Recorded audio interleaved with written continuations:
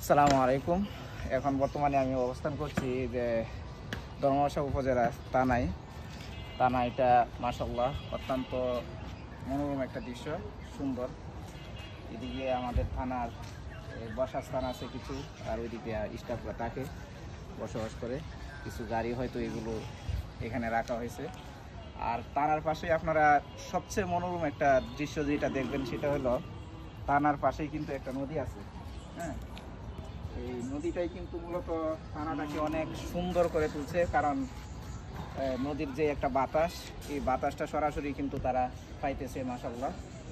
আর এইদিকে একটা ঘাট আছে, এই ঘাটটাও অত্যন্ত সুন্দর একটা ঘাট মাশাআল্লাহ। তো এই স্পটগুলো মাশাআল্লাহ অনেক সুন্দর।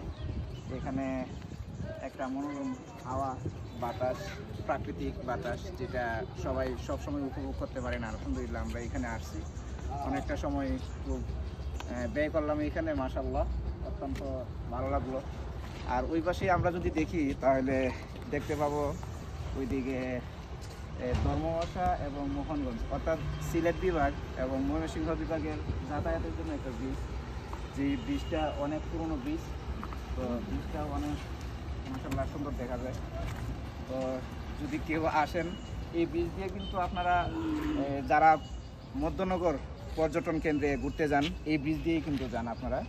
তো মাশাআল্লাহ অনেক সুন্দর একটা দৃশ্য, আপনারা সবাই অবশ্যই এখানে ঘুরতে আসবেন। বাই। আসসালামু আলাইকুম। এটা আমাদের কংস নদী, মাশাআল্লাহ অসাধারণ দৃশ্য, সুন্দর একটা দৃশ্য। এটা হয়েছে আমাদের ধর্মশা থানা, তো সিলেট বিভাগে পড়ছে। আর এই পাশটা হলো আমাদের ময়মনসিংহ বিভাগ। মাশাআল্লাহ দেখেন কংস নদীর পানিও স্বচ্ছ সুন্দর। আমাদের সুন্দর একটা স্পট। এখানে আমরা প্রায় সময় যখন বাড়িতে আসি, আসার পরে আমরা বন্ধু বান্ধব নিয়ে ঘুরতে চলে আসি। এই যে দেখেন মাশাআল্লাহ।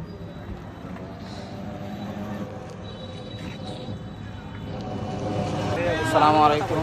এই যে আমরা সকলে চলে আসছি মধ্যনগর। এদিকে আমাদের অনেক বন্ধু বান্ধব আছে। এই যে আমরা এখন আছি ধর্মশা ব্রিজে। এই ব্রিজ থেকে আমরা দেশে বানা দেবো ইনশাআল্লাহ।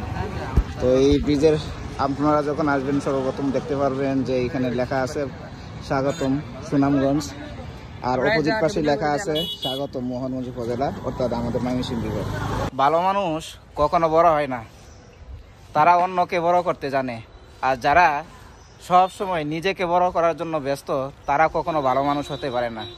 তাদের থেকে অবশ্যই আমাদের দূরে থাকা উচিত, তাদেরকে আমাদের বয়কট করা উচিত।